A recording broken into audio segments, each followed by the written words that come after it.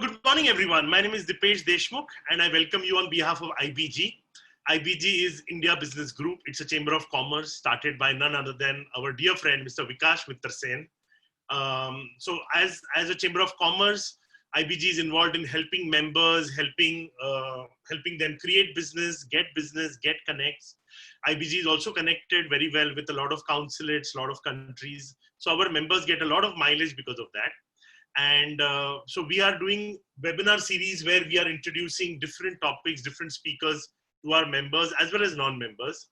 And so a lot of activities IBG is doing, and I would like to invite Vikas very quickly just to say hi to everyone. Vikas?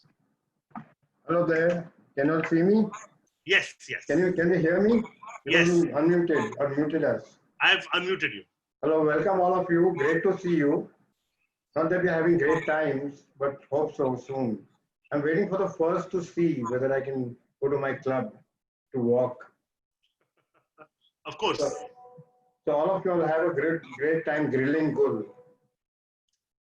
All right. Thank you, Vikas. I'll have you back later. Okay? Yes. So guys, so before we start the session, Vikas, you wanted to say something? No. Also, part of IBG, we have Girish and Siddhi. They are the ones who help our members tirelessly. They take care of the members, their issues. So thank you so much, Girish. Thank you so much, Siddhi. We also have our CEO, Ms. Priya Pansare. Priya, can you just say hi to everyone? Hi, good morning, Gul. I welcome everyone.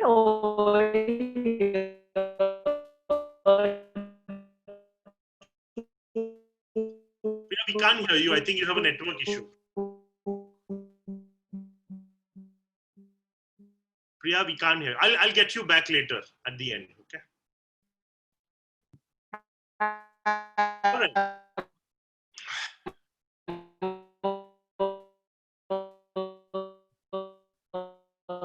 I think Priya is facing some network issue. All right. So guys, before we start the session, I have three simple rules that I would appreciate everyone to follow. Everyone will be on mute, which I have already done. Everyone should keep their videos off so that people don't get distracted. And whatever questions you have for Mr. Gul Kripalani, please type them in the chat box. And at the end of the session, we'll try to take as many questions as possible. If there are more questions, then we will have the questions emailed them to Mr. Gul Kripalani and we'll get them answered for you. All right. So keeping these three things in mind, let's start today's session. I'm very excited, absolutely excited to introduce somebody of the stature of Mr. Gul, in fact, Dr. Gul Kripalani. He is the chairman and managing director of Pijikay Group of companies, and they are in seafood exports for the last 48 years. It's a very big company, very big responsibility, and I mean, somebody who's doing exports for so many years, imagine they are getting foreign exchange for our country. So here we are talking of Make in India, and these people are already doing it for so many years. So great job, Mr. Gul. Also, since September 2010, he is Honorary Consul General of Iceland in Mumbai.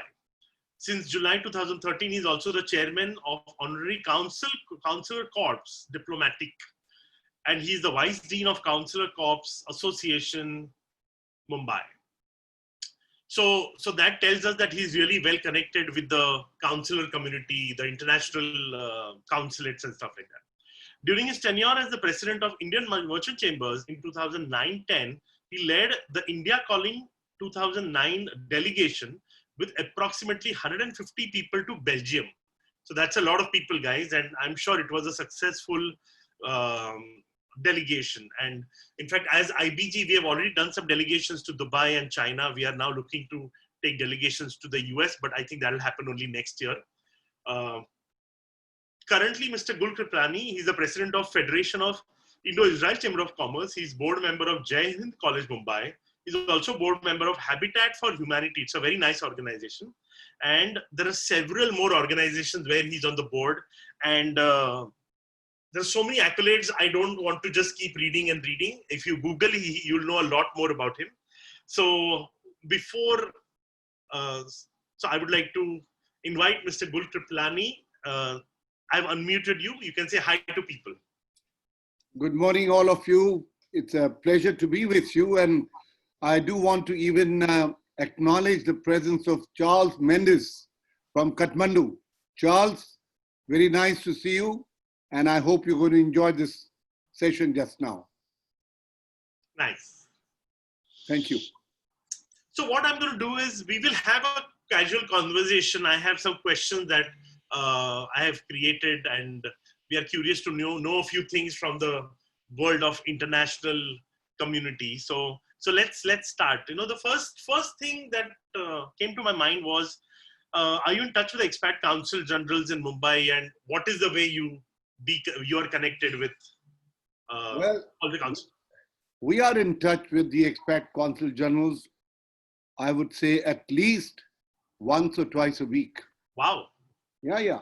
And our Dean, the Consul General of New Zealand, Ralph Hayes, he had to leave the country with his family as per the instructions he received from his government. Okay. But we are very closely in touch. And today is Friday. On Monday, we had a board meeting of our Consular Corps Association Mumbai to be able to keep in touch with them to find out what kind of problems they are facing during the lockdown and how we can help them. I'm very pleased to tell you all that the government of Maharashtra has got an absolute fantastic protocol ministry.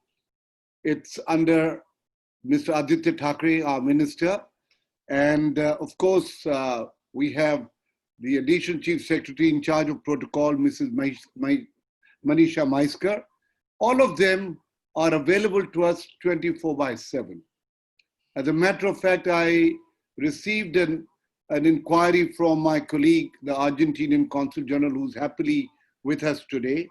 He asked me, Gul, in case there are any problems for us or our consulates or even our family members about this corona, who do we contact and are there any special arrangements?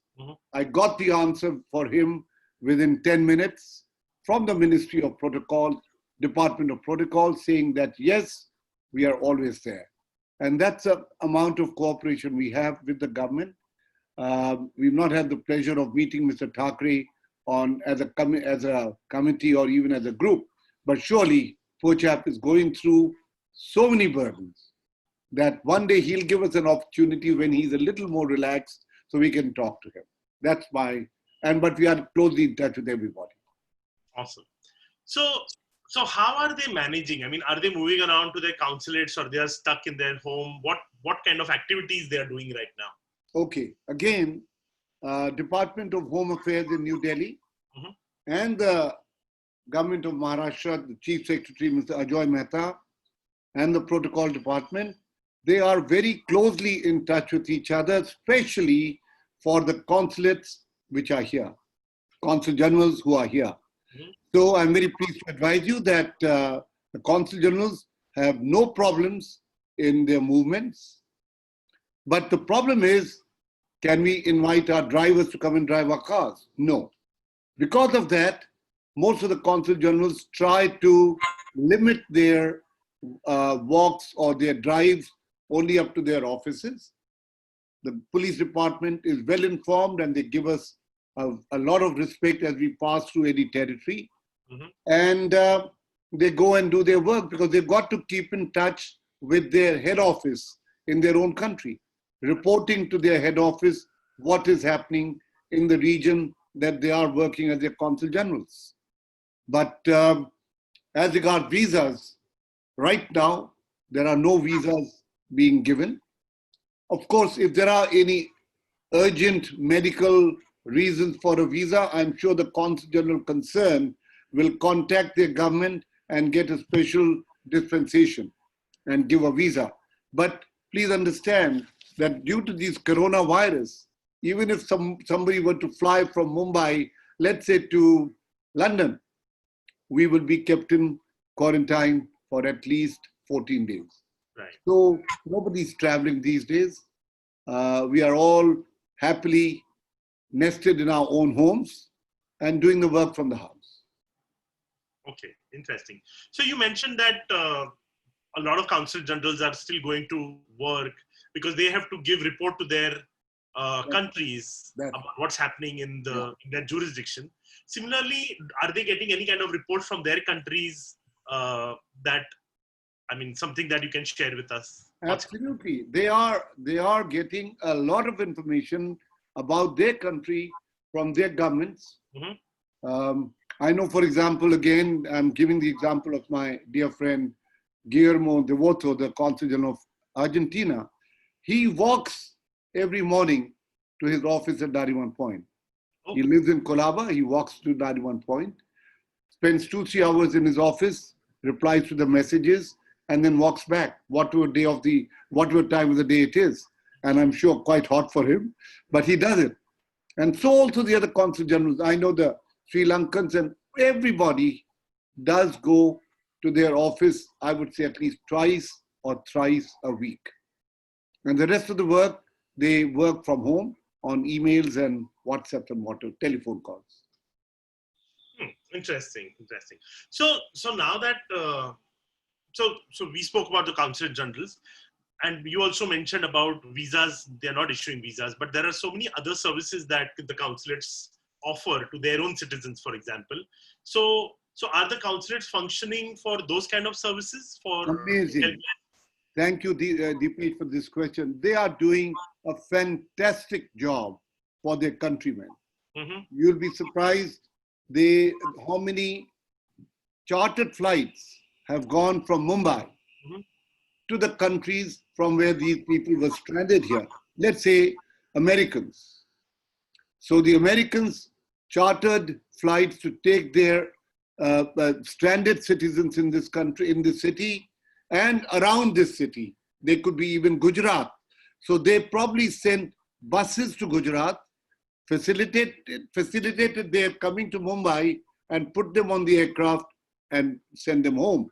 I know of some Australians, but this is not only just the American and Australians, it is with all. We've got about 60 career consuls in Mumbai and about 60 honorary consul generals.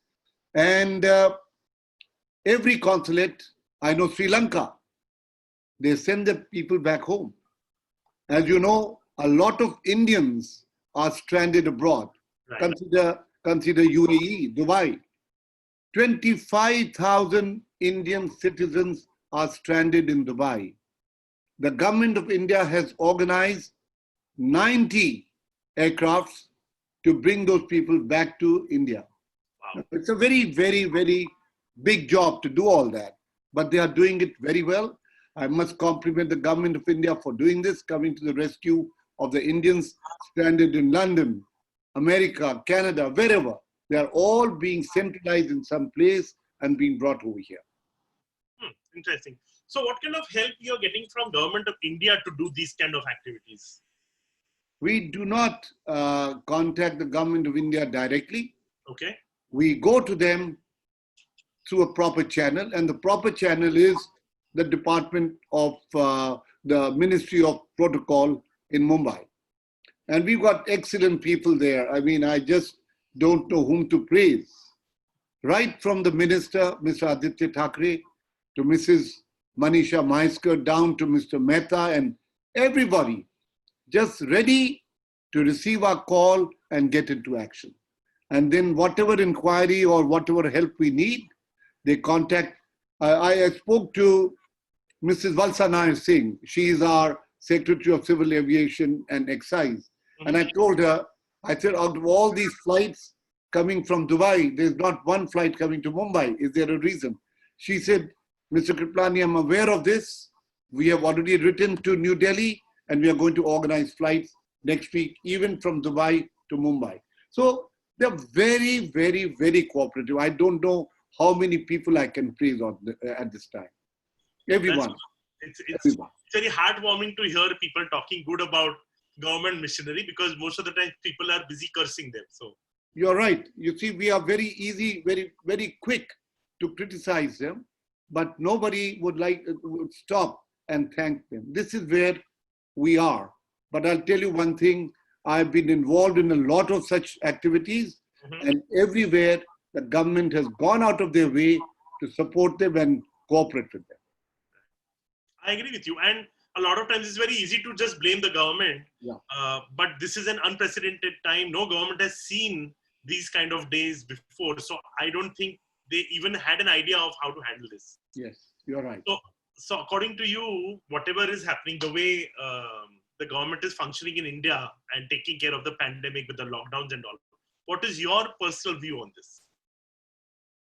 They've got very little choice.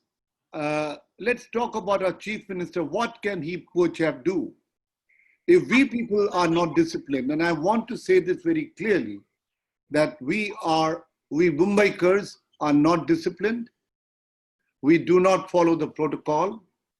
We still, in the evening, if you come near the Taj Mahal Hotel, Gateway of India, you find 75 to 100 people taking their walks. Wow. And I'm sorry, no 6 foot distance is being observed. Yes, they've got the masks on, and that's it. Yesterday or day before yesterday, a police van came and all 75 of them ran away. But they are also, poor chaps, are absolutely imprisoned in their homes. These are the people who came from Kolaba market slums. Mm-hmm. What can they do? They need a little fresh air, so they come out. It's a very difficult situation. Thank God I'm not the chief minister, because I would not know the answer. Truly. So I just say that great hats off to our chief minister and the government. They are doing the best they can under the situation they are placed. I agree with you. And it's our duty to support them. That's right. If we support, I think these things will get better soon. So that's right. I hope so. Yes. So when it comes to the staff of the consulates, so we spoke about the Consulate General, but the staff, are they working from home? Are they getting to the office? Because yes. I know a lot of services they have to still provide, right? Most of them are available at home. Okay. To take the calls and to ask whatever questions. But see, there is no train or bus service possible. I'm not saying that it's been shut, but even if the train service starts, can we afford to ask our staff to come to work? No way. I've got some people living in Kalyan, some people living in Thane. How will they come? They can only come by train. And the conditions of the trains? Very crowded. Only if we decide that every train will carry only X number of people per compartment. But it's impossible. In the buses in Delhi, they've got this rule that they take 20 people in a bus. Now, if that kind of a condition can be brought into Maharashtra or in Mumbai, there is some chance. But otherwise, I expect that this kind of work from the offices is impossible. My own office, as a seafood exporter, I have a marketing meeting 5 days in a week, but only on the Zoom. There's no other way. Yeah. Because we want our staff to be not to fall a prey to this coronavirus. I agree with you. So that's it. Interesting. All right. So my last question to you is, what, according to you, is the impact of the COVID-19 situation overall on the expat councils in Mumbai? Your views in general. You see, had this COVID-19 been only limited to India, then every expat consul general would probably criticize the country, or the governments of their countries would criticize India. But unfortunately, COVID is a global phenomena. As you know, that New York was leading the way by the maximum number of COVID patients. Italy had so many deaths. Spain had so many deaths. What can you say? And so Mumbai also has been very badly hit. I think 2-3 days ago, there were 2,497 cases reported in one day. What can you do? So these wonderful expat consul generals, they are indeed very, very, very cooperative. They are very nice to the Indians, and whatever help the Indians do want is available to them, not only from expat consul generals, but even from honorary consul generals, and we are ready to help. Because at the end of the day, we are serving the countries we represent in the best way possible. I represent Iceland. I would say I would be very sad if I could not fulfill a requirement of someone about Iceland. So if I get an inquiry or an email, I quickly ring up my embassy in Delhi. If I don't have the answer already, I ring up my embassy and I reply back. My rule is on the same day. Unless their inquiry comes at 5 o'clock in the evening, then it goes to the next day. And every Consul General, it's not only me. I've got Mr. Dilip Dandekar right here. He's the Consul General of Mongolia. I know that he would do the same. The Argentinian will do the same. Mr. Vikash Mitra Sen, our Consul General for Mali, who owns IBG, he would do the same. We try to do the best. But let me tell you, we still are criticized quite often. But that's a part of life. Such is life, because no matter, I mean, every coin has two sides, and every side there is some right, some wrong. Yes. And I think it's a part of life. Yes. Same with Mr. Uddhav Thackeray, right? If there was no lockdown and then suddenly a lot of people dying, people will criticize. Now that there is lockdown, people criticize. So I think that's a part and parcel of the position that you are at. That's right. Somehow we are all just so tuned and trained to blame others, right? Yes, you're right. That's our life. Everybody, not only Indians, I think everywhere in the world, the psychology of a human being is the same. Right. And so that's how we learn growing up, right? I didn't do it. All right. So, so while you were saying, I was thinking of, God, a very important question. It just skipped my mind. Maybe. Yes, please tell me. So later. So guys, while we are having this conversation, if anyone has any questions, you guys can definitely type them in the chat box and I will post them to Mr. Kripalani.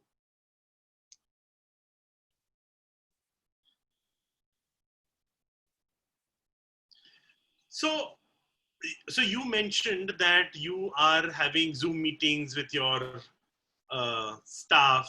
Oh yeah. Now I know what I want to ask. So tell us a little bit about the country that you represent, Greenland. Okay. The country I represent is Iceland. Iceland, sorry. Yeah. But my next door neighbor is Greenland. And so therefore, when we do something, we try to do it jointly with Greenland and Iceland. And, you know, we are not helping, we are not going to be able to help anyone in this situation. But if suppose somebody comes from Greenland, it'll be my pleasure to welcome them. If somebody comes from Iceland, it'll be my duty to welcome them. And there also, I must say that Iceland has got not a very big population of Kasparade, which is about 350,000 people. That's our population. Greenland is 56,000 people. So between the two of them, to satisfy the demands of 406,000 people is not difficult. And we have done it quite successfully for 10 years. And I hope my government is happy with me. So that's all I can say. And there is a lot of possibility of business between India and those countries. And we keep on telling various people we know, businessmen, to look at these two places. And that's what we are doing right now. So that was going to be my follow-up question that, see, because in IBG, our members, most of them are in business for themselves. So what is the right way to approach your country in terms of either, buying stuff or supplying stuff, especially in these COVID-19 times? I know the masks and the gloves and the sanitizers are being, in high demand. So how can our members reach out to Iceland and seek business opportunities? Well, they can write to me. Okay. And I can help them as much as I can from Mumbai. Mm-hmm. Those questions which I cannot answer from here will go to my ambassador in Delhi. And within 24 or 48 hours, they would be able to answer. Because don't forget that the embassies are also not working because of COVID. So the staff in our embassy is very, very, very limited. Ambassador probably goes there twice a week. And whatever answers, if they are urgently required, then I have every right to ring up the ambassador and seek his opinion. But there are no such urgent needs so far. So you can write to me to start with, and I'll take it forward. Great. Thank you so much. That will be a big help to our members, you know. I'll be very happy. And Iceland, as you know, is famous for tourism. Mm-hmm.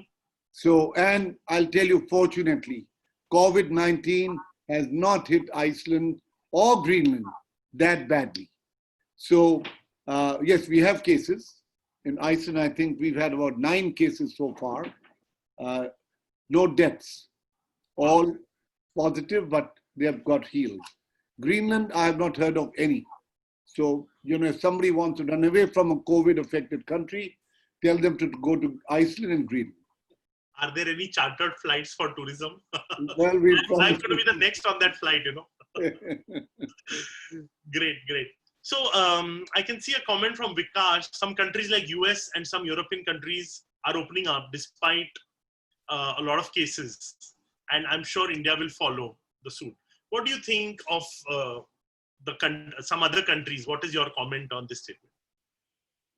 You see, each country will make their own decisions, depending upon the cases they've got, depending upon the climate that is existing right now. For example, I know England, for example, is not much open. We talk about Italy. As you know, Italy was quite ahead of everyone, but thank God, Italians have been able to control and therefore a little bit more open than others. Spain also had been hit badly. They are more open. America, New York was the leading city, but slowly they are opening up. And I hope that the situation will keep improving. They say summer is good for COVID not to sort of to die. We are hoping that the summer will be good in every country in the world. Let's keep our fingers crossed. Yes. Yes. I know UAE has opened up even for tourism. No, not yet. No. No, I saw their ads that we are open to welcome the tourists. Well, I'll tell you, I've got people who are in UAE. Now, to the best of my knowledge, I would have said that they are open for business, not yet for tourism. But perhaps my information may not be the latest. It could have happened. Last night, so maybe something. I was surprised myself, and I'm wondering who will go. That's a different question. Right. And now these people are stuck at UAE. They are coming back. Remember, everyone who lands here will have a 14-day quarantine. Correct. It's not a very pleasant thing, but what can you do? It's a need of the hour. Imagine somebody going for a 2-day business meeting and then spending 20 days. That's right. Yeah. I'll tell you, one of my friends left here on the 14th of March with a confirmed ticket for 21st of March, which he got extended to 24th of March because his work was not over. He could not get a flight on the 24th and he chartered a flight at 9 p.m. on the 24th. The pilot realized that they would reach here on the 25th. He refused to fly. He's still there. Wow. And what's funny is I had a confirmed booking on 14th of March for Dubai. Wow. And a confirmed booking on 21st of March to come back. And on 13th, I decided I don't want to go.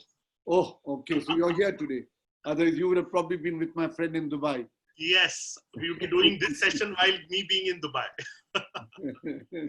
All right. So we have one more question, Dr. Kripalani. As you are heading the seafood industry, just would like to know, how do you see the prospects of exports, especially in FMCG agri sector in the 3rd and 4th quarter? Do you see any internationally acceptable solution having an impact? Well, let me put it this way, that my seafood industry, according to me, will benefit definitely as soon as the lockdown is lifted. Reason is, so far, China was a big supplier. Mm-hmm. Not only was a big supplier, but they were also buying for their own people. That buying for their own people will still continue, but supplying to the rest of the world will go down tremendously. This is what I have been told by importers of various countries. because they still feel that the Wuhan was a center of COVID, and perhaps an effect of that will still remain. So that's number one. Number two, our seafood industry in Maharashtra and Goa and Gujarat has been closed for 2.5 months. Now is the official ban coming, which we have every year in from June to 15th of August. So imagine the seas would not have had any fishing for 4 months. When it opens in August, there'll be a tremendous amount of catch. So we are looking forward for that occasion that we will be able to export much more.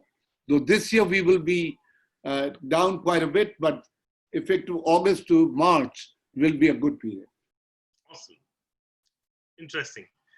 Okay, so the next question is, when do you see visa offices opening up? What is likely order of visas being granted for travel, business, holiday travel, expat students, etc.? Well, in my mind, and this could be entirely my own opinion, my other consul generals may not agree with that, but it's very difficult for anyone to predict when the visas will be open. It all depends upon the situation in every country. Right now, if you were to ask me, would I like to travel? I would say, except for some very urgent business, I would not like to travel.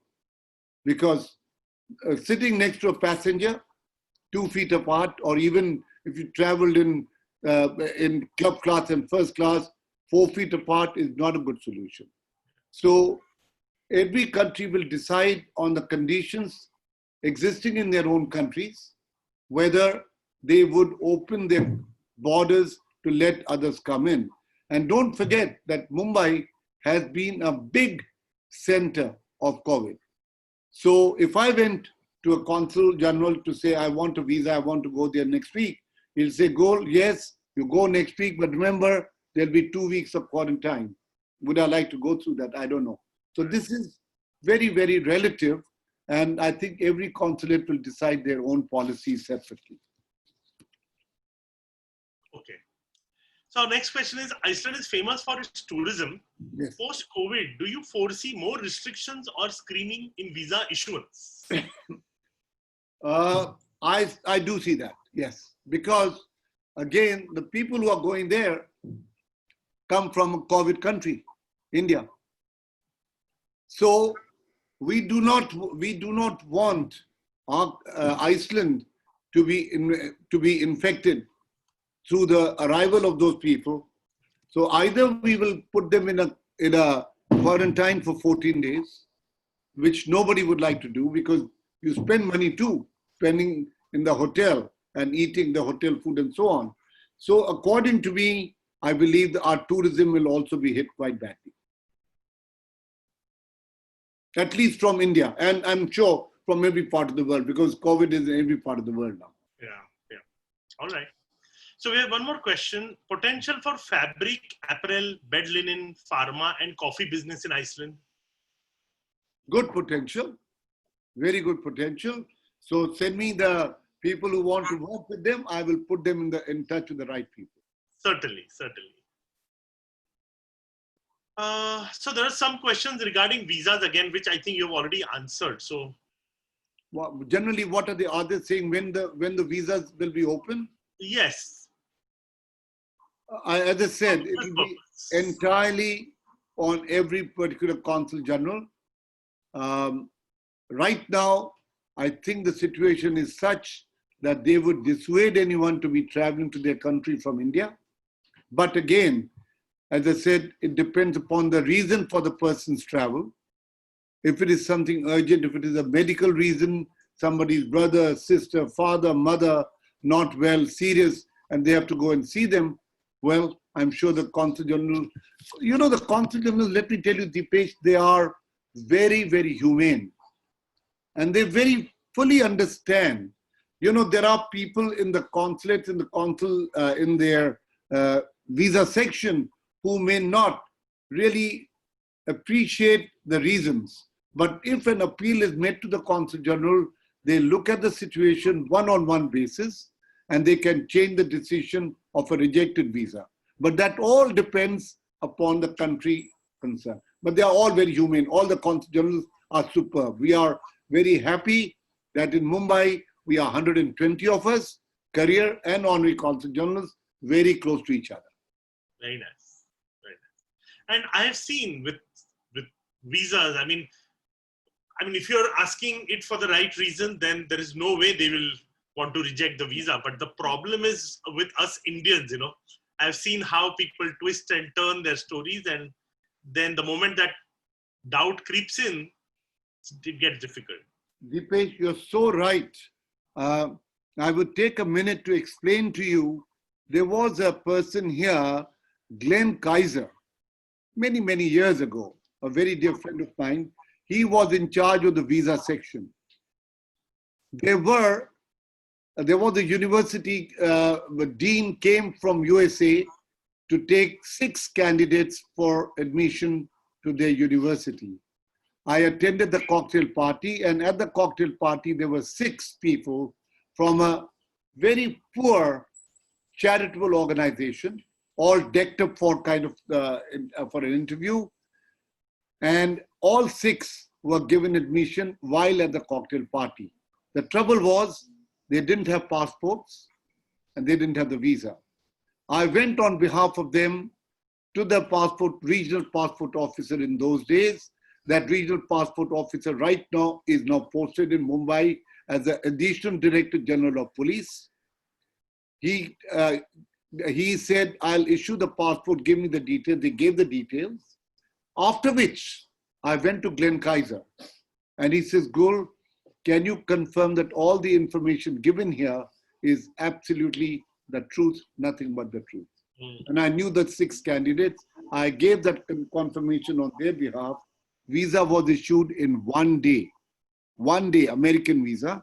And Glenn Kaiser said, Gul, please tell all your friends, whoever applies, please do not try to tell any stories or bluff about anything, and their visa will be given. Yeah. So there you are. And those 6 children went, spent the year in America free of charge, came back, and they are now doing a great job here. Fabulous. Yeah, so right people always get the visas. Yes, you're right. You're right. So another question, with EU as a major trading partner of Iceland, do you expect that the EU to put up more stringent conditions for import of perishable products from non-EU countries? Well, EU countries obviously will have a preference for EU countries. There's no doubt about it. There are no duties and things like that. But product going, let's say, our own seafoods going from India, there's a duty on that. If it's going from Bangladesh, Bangladesh duty is exempted because they consider that to be a poor country. Not that India is a rich country, but you see, it's really, I would say, for any problem with any country, if one approaches that country, the authorities in that country in a sane manner, not to fight, but to go across and discuss with them logically these countries. I remember when France had brought in a rejection on Indian seafood. I led a 3-member delegation, went to France. Within 2 days, we were able to get that law changed. Wow. So that is it. Great. Most of the international airlines are not giving refunds, but instead a credit note valid for a year. Yeah. However, in that 1 year, the fares will skyrocket. Shouldn't they get refund? I don't know if you should be even answering this question. I can answer this because I've spoken to a few airlines. Okay. They are not going to increase the fares of those who have bought their ticket already.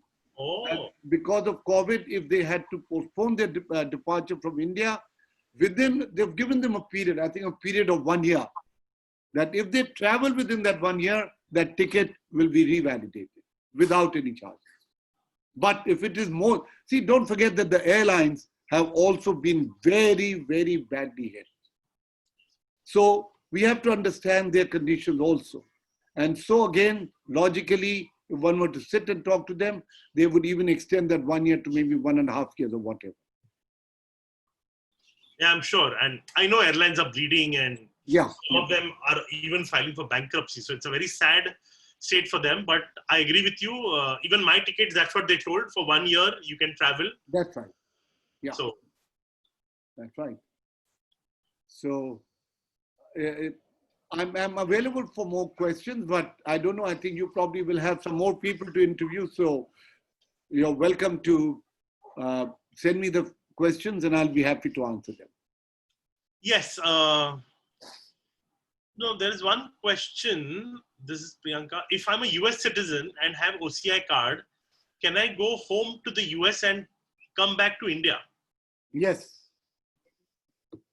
Yes. She can go back to US for sure because she's a US citizen. Correct.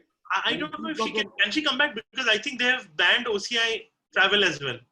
If they come back here during normal time, let's say 2 months from now, all they would need to do is to prove to the Indian authorities whether they should be quarantined or not. Otherwise, they would be permitted. Okay. Okay. Great. So yeah, Priyanka, your question is answered.